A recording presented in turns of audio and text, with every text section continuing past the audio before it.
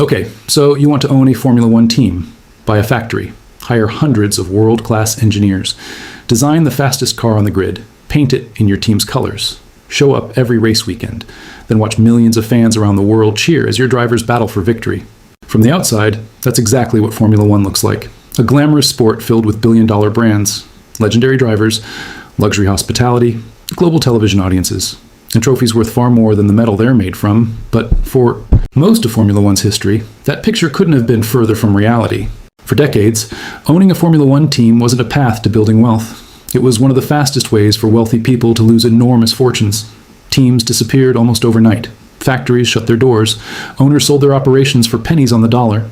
Some simply walked away after burning through hundreds of millions of dollars with almost nothing left to show for it. Back then, buying a Formula One team wasn't considered an investment. It was considered an incredibly expensive passion project, something successful entrepreneurs did because they loved racing, not because they expected to make money. Yet somehow, everything changed. Today, the exact same sport tells a completely different financial story. There are still only 10 teams on the Formula One grid. The races still take place on the same legendary circuits. The cars are still built around speed, precision, and engineering perfection, but the business behind them has been transformed. Today, even the least valuable Formula One team is estimated to be worth well over $1.5 billion. The most valuable teams command valuations approaching $6.5 billion. Entire investment groups, private equity firms, global manufacturers, and billionaire entrepreneurs are competing for the chance to own one of only a handful of teams in the entire world. So what changed? How did one of the least profitable businesses in motorsport suddenly become one of the most valuable assets in global sports? If Formula One quietly bankrupted owners for more than 50 years, why is everyone suddenly desperate to buy in? The answer begins with a rule that almost nobody outside Formula One truly understands. It's called the cost cap. At first glance, the concept sounds remarkably simple. Every Formula One team receives a spending limit set by the FIA, the governing body responsible for regulating the sport. The goal is straightforward: prevent the richest teams from endlessly outspending everyone else. Create a more competitive championship, and ensure smaller teams have a realistic chance of surviving. When the rule first arrived in 2021, teams were allowed to spend approximately $145 million each season. The number has changed several times since then as Formula One adjusted what expenses were included under the regulations. By 2023, the effective limit had settled at roughly $135 million. Looking ahead to the 2026 regulations, the figure rises significantly to around $215 million. That sounds like a massive increase, but appearances can be misleading. Teams aren't suddenly being given permission to spend dramatically more money. Instead, additional categories of spending have simply been brought inside the accounting framework.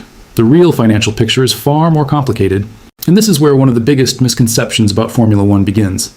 Most fans hear the phrase cost cap and assume that's the total budget available to run an entire Formula One team.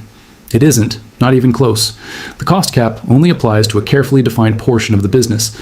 It covers areas such as designing the car, manufacturing new components, race operations, most engineering departments, research and development, and a large portion of the technical staff working directly on performance. But an astonishing amount of spending exists completely outside those limits. The salaries paid to Formula One drivers aren't included. The compensation earned by the team's 3 highest paid executives doesn't count either. Marketing departments remain outside the cap. Hospitality operations remain outside the cap. Commercial partnerships. Media production. Corporate administration. Legal departments. And customer engine agreements signed with manufacturers such as Ferrari or Mercedes all sit beyond the spending restriction. Suddenly, that $135 million figure starts looking far less representative of reality. Once every excluded expense is added back into the calculation, the true operating budget of a competitive Formula One team climbs dramatically. Depending on the size of the organization, annual spending typically lands somewhere between $250 and $350 million. And that's before the first practice session has even begun, before qualifying, before the lights go out on race day, before a single championship point has been scored. Simply existing as a competitive Formula One team requires hundreds of millions of dollars every single year. Naturally, that raises an obvious question. Why does operating a Formula One team cost so much money?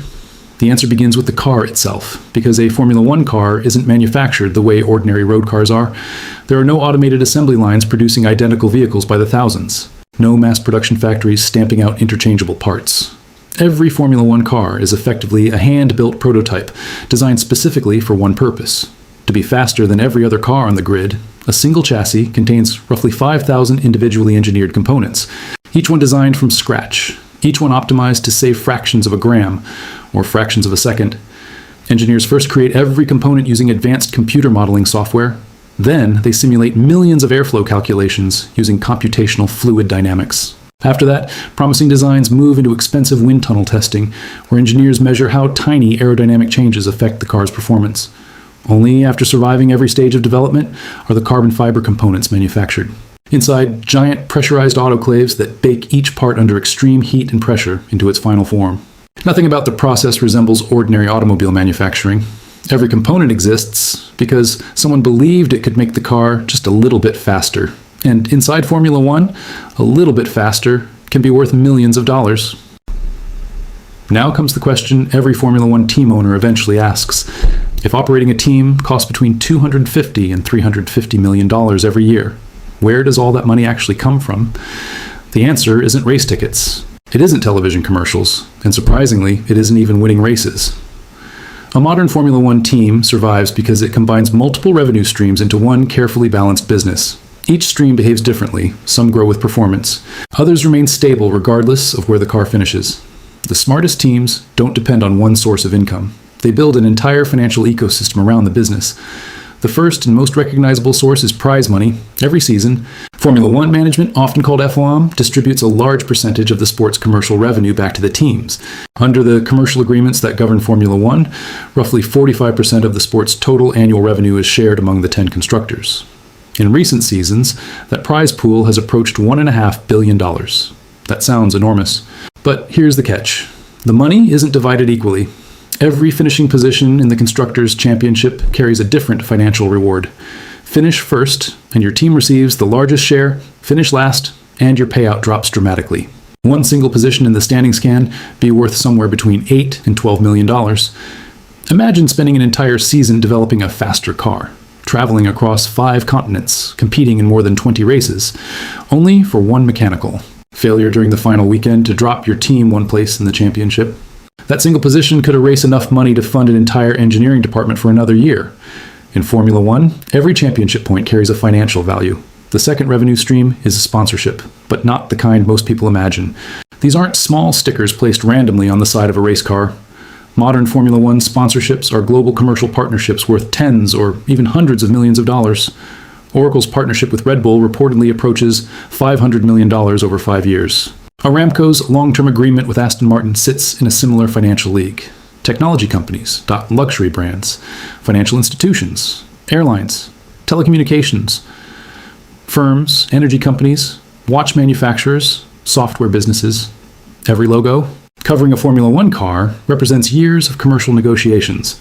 Because sponsors aren't buying advertising space. They're buying access to one of the most valuable audiences in global sport. Unlike prize money, these partnerships remain relatively stable, whether a team finishes second or fifth. Its major sponsors usually continue paying according to long-term contracts. That stability becomes incredibly valuable because it allows teams to survive disappointing seasons without immediately collapsing financially. Then comes manufacturer support. Some Formula One teams belong to major automotive companies: Ferrari, Mercedes, Alpine. These organizations don't simply race for trophies. They race because Formula One strengthens the image of their road car business. Every podium, every victory, every championship reinforces decades of engineering excellence. Customers buying a Ferrari or Mercedes road car aren't just purchasing transportation.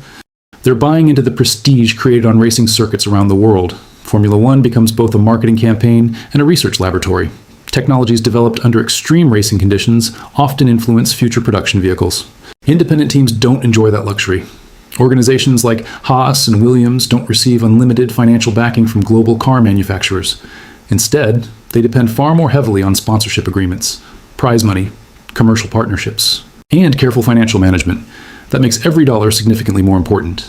Then there are the revenue streams most fans never notice: engineering consulting, wind tunnel rentals, aerodynamic research, technology licensing, corporate partnerships, merchandise, video game licensing, museum exhibitions, factory tours, hospitality experiences. Mercedes, for example, has used its engineering expertise to assist projects outside motorsport, including high-performance sailing teams competing in the America's Cup. Those projects generate additional revenue without requiring another Formula One race. Hospitality has quietly become one of Formula One's most profitable businesses. Corporate executives, global CEOs, investors, celebrities, government officials. Many pay extraordinary prices for premium paddock access. Luxury dining, private team garages, pit lane walks, driver meet and greets, exclusive networking opportunities. For many guests, the racing is only part of the experience. The real value comes from spending an entire weekend inside one of the most exclusive business environments in the world. Notice something interesting. Every revenue stream behaves differently. Prize money rises and falls with results. Sponsorship remains relatively predictable. Manufacturer funding depends on corporate strategy. Hospitality grows with Formula One's popularity. Licensing creates recurring income. Consulting depends on engineering expertise. No intelligent team relies entirely on one source, because Formula One remains an unpredictable sport. A single crash, one engine failure, one poor design decision, or one disastrous season can dramatically reduce prize money. Diversified income protects the business. But here's where the financial picture becomes even more fascinating. If every team earns money through these same 4 or 5 major revenue streams, why do some organizations still receive dramatically larger payments than everyone else? The answer goes back decades. Long before Liberty Media owned Formula One, long before Netflix introduced millions of new fans to the sport, back when Bernie Ecclestone controlled Formula One's commercial future. Private agreements were negotiated with individual teams. Not everyone received the same deal. Ferrari occupied a unique position. As the only constructor that has competed continuously since the World Championship began in 1950, Ferrari became more than just another team. It became the identity of Formula One itself. To guarantee, Ferrari remained committed to the championship. Special commercial bonuses were written directly into the agreements, even before scoring a single championship point. Ferrari reportedly received an additional payment worth around 5% of the entire prize fund. Recent estimates place that bonus alone at more than $60 million. Then historical performance bonuses pushed Ferrari's annual commercial income dramatically higher. In one recent season, Ferrari reportedly earned roughly $278 million from Formula One, despite finishing behind McLaren in the Constructors' Championship. Think about that for a moment. The team that finished 4th earned significantly more commercial income than the team that actually finished 1st. Mercedes benefits from similar historical agreements tied to its championship dominance during the previous decade. Naturally, smaller independent teams argued that the system rewarded history more than current performance. They believed legacy payments allowed the biggest organizations to build better facilities, hire more experienced engineers, invest in superior technology, and maintain advantages that newer teams could never realistically overcome. Liberty Media attempted to reduce some of those inequalities after acquiring Formula One. But many legacy payments still exist today, which creates another fascinating question. If some teams begin every season with structural financial advantages, why are billionaire investors still lining up to buy Formula One teams? Because they're no longer buying race cars. They're buying something far more valuable, a global media asset. And that's where the economics of Formula One ownership completely changes. But if Formula One teams still cost hundreds of millions of dollars to operate every year, why are investors willing to pay billions to own one? Because today, they're no longer buying race cars. They're buying scarcity. There are only 10 Formula One teams. For decades, that number barely changed. Owning one is like owning a seat at one of the world's most exclusive business tables. Take Lawrence Stroll. When he invested in Aston Martin, he wasn't simply buying a racing team. He was turning Formula One into a global marketing platform for one of the world's most iconic luxury car brands. Every race became an advertisement. Every podium strengthened Aston Martin's reputation. The team wasn't the product. The brand was. Gene Haas had a different reason. His company manufactures industrial machine tools. Formula One carried the Haas name across Europe, Asia, and the Middle East every race weekend. The race car became a moving billboard, reaching exactly the customers his business wanted. But perhaps the greatest investor in Formula One wasn't a team owner at all, it was Liberty Media. When Liberty acquired Formula One in 2017 for roughly $4.4 billion, many analysts questioned whether the sport was worth that price. Television audiences had slowed. Young viewers seemed less interested, and Formula One still felt like an exclusive European championship. Then everything changed. The sport embraced social media, YouTube, behind-the-scenes content, and most importantly, Netflix's Drive to Survive introduced Formula One to millions of completely new fans. Suddenly, race weekends attracted younger audiences, television rights became more valuable, Sponsors increased their investments. Grand Prix events began selling out months in advance. The business wasn't just growing, it was expanding into markets that Formula One had struggled to reach for decades. Then came the biggest structural change in Formula One history, the cost cap. Before it existed, the richest teams simply spent more money every year chasing tiny performance gains. That endless spending destroyed countless teams. Caterham disappeared. Manor Racing collapsed.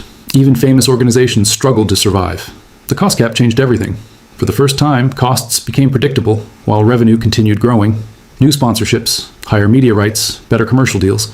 Instead of disappearing into an unlimited engineering war, more of that income started becoming profit. Mercedes reported strong profits. McLaren returned to sustainable earnings. Williams transformed from a struggling team into a billion-dollar asset. Investors finally saw Formula One teams as valuable businesses instead of endless financial liabilities. But Formula One still operates on incredibly small margins. One stripped wheel nut during a pit stop, one overheated brake, one failed sensor. The tiny component costing only a few dollars can destroy a race worth millions in prize money. That's why engineers constantly balance performance against reliability. Every gram removed makes the car faster. Every gram removed also increases risk. Even accounting has become part of the competition. When Red Bull exceeded the cost cap, the penalty wasn't just financial. The team received a substantial fine and lost valuable wind tunnel and aerodynamic testing time. That meant fewer opportunities to improve the car than its rivals. In Formula One, breaking financial rules can ultimately make your car slower months later. Perhaps the greatest example of Formula One's transformation is Mercedes itself. In 2009, Braun GP purchased Honda's abandoned Formula One operation for just £1 symbolic pound. Within a single season, the team won both world championships. That same organization eventually became the Mercedes Formula One team. Today, it's valued at approximately $6 billion. The factory didn't suddenly become $6 billion more valuable. The economics of Formula One did. Liberty Media expanded the audience. The cost cap stabilized spending. Global sponsorship exploded. And scarcity pushed team valuations higher than ever before. That's the real business behind Formula One. For over 70 years, owning a team meant spending fortunes in pursuit of trophies. Today, owning a Formula One team means controlling one of the rarest and fastest appreciating sports franchises on Earth. Because in modern Formula One, the greatest race isn't always happening on the circuit. Sometimes the biggest victory belongs to the people who own the garage, not the ones driving the car. And that's the secret business behind Formula One teams. It's not simply about building the fastest car. It's about building one of the most valuable businesses in global sport.